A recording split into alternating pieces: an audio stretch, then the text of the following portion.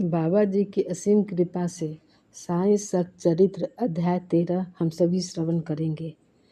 अध्याय 13 अन्य कई लीलाएं। रोग निवारण। भीमाजी पाटिल, बाला गणपत दर्जी, बापू साहेब बूटी, आनंदी स्वामी, काका महाजनी, हरदा के दंतोपंत। माया की अभेद शक्ति। बाबा के शब्द सदैव संक्षिप्त, अर्थपूर्ण, गूढ़ और विद्वतापूर्ण तथा समतोल रहते थे। वे सदा निश्चित और निर्भय रहते थे। उनका कथन था कि मैं फकीर हूँ, न तो मेरे स्त्री है और न घर द्वार ही। सब चिंताओं का त्याग कर मैं एक ही स्थान पर रहता हूँ, फिर भी माया मुझे कष्ट पहुँचाया करती है। मैं स्वयं को तो भूल चुका हूँ, परंतु माया मुझे नहीं भूलती, क्योंकि वह मुझे अपने चक्र में फंसा लेती है। श्री हरि की यह माया ब्रह्मादि को भी नहीं छोड़ती। फिर मुझ सरीखे फकीर का तो कहना ही क्या, परंतु जो हरि की शरण लेंगे वे उनकी कृपा से माया जाल से मुक्त हो जाएंगे। इस प्रकार बाबा ने माया की शक्ति का परिचय दिया। भगवान श्री कृष्ण भागवत में उद्धव से कहते हैं कि संत मेरे जीवित स्वरूप हैं, और बाबा का भी कहना यही था कि वे भाग्यशाली जिनके समस्त पाप नष्ट होने हो, वे ही मेरी उपासना की ओर अग्रसर होते हैं। यदि तुम केवल साईं साईं का ही स्मरण करोगे तो मैं तुम्हें भव सागर से पार दूंगा। इन शब्दों पर विश्वास करो, तुम्हें अवश्य लाभ होगा। मेरी पूजा के निमित्त कोई सामग्री या अष्टांग योग की भी आवश्यकता नहीं है। मैं तो भक्ति में ही निवास करता हूँ। अब आगे देखिए कि अनाश्रितों के आश्रयदाता साईं ने भक्तों के कल्याणार्थ क्या क्या दिया। भीमाजी पाटिल, सत्य साईं व्रत, नारायण गांव, तालुका जुन्नूर, जिला पूना के एक महानुभाव भीमाजी पाटिल को सन 1909 में वक्षस्थल में एक भयंकर रोग हुआ, जो आगे चलकर क्षय रोग से परिणत हो गया। उन्होंने अनेक प्रकार की चिकित्सा की, परंतु कुछ लाभ न हुआ। अंत में हताश होकर उन्होंने भगवान से प्रार्थना की, हे नारायण, हे प्रभु, मुझे अनाथ की कुछ सहायता करो। यह तो विदित है कि जब हम सुखी रहते हैं तो भगवत स्मरण नहीं करते, परंतु जो ही दुर्भाग्य घेर लेता है, दुर्दिन आते हैं, तभी हमें भगवान की याद आती है। इसलिए भीमाजी ने भी ईश्वर को पुकारा। उन्हें विचार आया कि क्यों न साईं बाबा के परम भक्त श्री नाना साहब चांदोरकर से इस विषय में परामर्श लिया जाए, और इसी हेतु उन्होंने अपनी स्थिति पूर्ण विवरण सहित उनके पास लिख भेजी और उचित मार्गदर्शन के लिए प्रार्थना की। प्रत्युत्तर में श्री नाना साहब ने लिख दिया कि अब तो केवल एक ही उपाय शेष है, और वह है साईं बाबा के चरण कमलों की शरणागति। नाना साहब के वचनों पर विश्वास कर उन्होंने शिरडी प्रस्थान की तैयारी की। उन्हें शिरडी में लाया गया और मस्जिद में ले जाकर लिटाया गया। श्री नाना साहब और शामा भी उस समय वहीं उपस्थित थे। बाबा बोले कि यह पूर्व जन्म के बुरे कर्मों का फल है, इस कारण मैं इस झंझट में नहीं पड़ना चाहता। यह सुनकर रोगी अत्यंत निराश होकर करुणापूर्ण स्वर में बोला कि मैं बिल्कुल निस्सहाय हूँ और अंतिम आशा लेकर आपके श्री चरणों में आया हूँ। आपसे दया की भीख मांगता हूँ, हे दीनों के शरण, मुझ पर दया करो। इस प्रार्थना से बाबा का हृदय द्रवित हो गया और वे बोले कि अच्छा ठहरो, चिंता न करो, तुम्हारे दुखों का अंत शीघ्र होगा। कोई कितना भी दुखित और पीड़ित क्यों न हो, जैसे ही वह मस्जिद की सीढ़ियों पर पैर रखता है वह सुखी हो जाता है। मस्जिद का फकीर बहुत दयालु है और वह तुम्हारा रोग भी निर्मूल कर देगा। वह तो सब पर प्रेम और दया रखकर अच्छा करता है।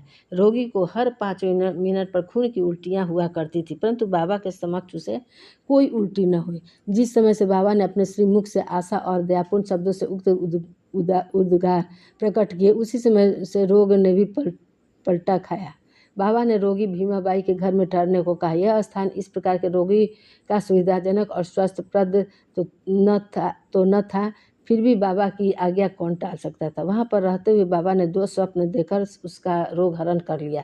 पहले स्वप्न में रोगी ने देखा कि वह एक विद्यार्थी है और शिक्षक के सामने कविता मुखाग्र न कर सकने के दंड स्वरूप बेतों की मार से असहनीय कष्ट भोग रहा है। दूसरे स्वप्न में उसने देखा कि कोई हृदय पर नीचे से ऊपर की ओर, ऊपर से नीचे की ओर पत्थर घुमा रहा है, जिससे उसे असह्य पीड़ा हो रही है। स्वप्न में इस प्रकार कष्ट पाकर वह स्वप्न में स्वस्थ हो गया और घर लौट आया। फिर वह कभी कभी शिरडी आता और साईं बाबा की दया का स्मरण कर साष्टांग प्रणाम करता था। बाबा अपने भक्तों से किसी वस्तु की आशा न रखते थे, वे तो केवल स्मरण, दृढ़ निष्ठा और भक्ति के भूखे थे। महाराष्ट्र के लोग प्रतिपक्ष या प्रति मास सदैव सत्यनारायण का व्रत किया करते थे, परंतु अपने गांव पहुंचने पर भीमा जी पाटिल ने सत्यनारायण व्रत के स्थान पर एक नया ही सत्य साईं व्रत प्रारंभ कर दिया।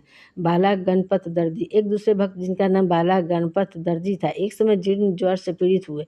उन्होंने इस प्रकार की दवाइयाँ और काढ़े लिए, परंतु उनसे इससे कोई लाभ न हुआ। जब ज्वर तिल मात्र भी न घटा तो वे शिरडी दौड़े आए और बाबा के श्री चरणों को सर ली। बाबा ने उन्हें विचित्र आदेश दिया कि लक्ष्मी मंदिर के पास जाकर एक काले कुत्ते को थोड़ा सा दही और चावल खिलाओ। वे यह समझ न सके कि इस आदेश का पालन कैसे करें। घर पहुंचकर चावल और दही लेकर वे लक्ष्मी मंदिर पहुंचे, जहाँ उन्हें एक काला कुत्ता पूंछ हिलाते हुए देखा। उन्होंने यह चावल और दही उस कुत्ते के सामने रख दिया, जिसे तुरंत ही खा गया। इस चरित्र की विशेषता का वर्णन कैसे करूं कि उपयुक्त उपाय करने मात्र से ही बाला दर्जी का ज्वर हमेशा के लिए जाता रहा। बापू साहेब बूटी, श्रीमान बापू साहेब बूटी एक बार अम्लपित्त के रोग से पीड़ित हुए। उनकी अलमारी से अनेक औषधियाँ थी, परंतु कोई भी गुणकारी न हो रही थी। बापू साहेब अल्पित्त के कारण अति दुर्बल हो गए और उनकी स्थिति इतनी गंभीर हो गई कि वे अब मस्जिद में जाकर बाबा के दर्शन करने में भी असमर्थ थे। बाबा ने उन्हें बुलाकर अपने सम्मुख बिठाया और बोले, सावधान, अब तुम्हें दस्त न लगेंगे। अपनी अंगुली उठाकर फिर कहने लगे, उल्टियाँ भी अवश्य रुक जाएंगी। बाबा ने ऐसे कृपा की कि रोग समूल नष्ट हो गया और बूटी साहब पूर्ण स्वस्थ हो गए। एक अन्य अवसर पर भी वे हैजा से पीड़ित हो गए, फलस्वरूप उनकी प्यास अधिक तीव्र हो गई। डॉक्टर पिल्ले ने हर तरह के उपचार किए, परंतु स्थिति न सुधरी। अंत में फिर बाबा के पास पहुंचे, उनसे त्रिशा रोग निवारण की औषधि के लिए प्रार्थना की।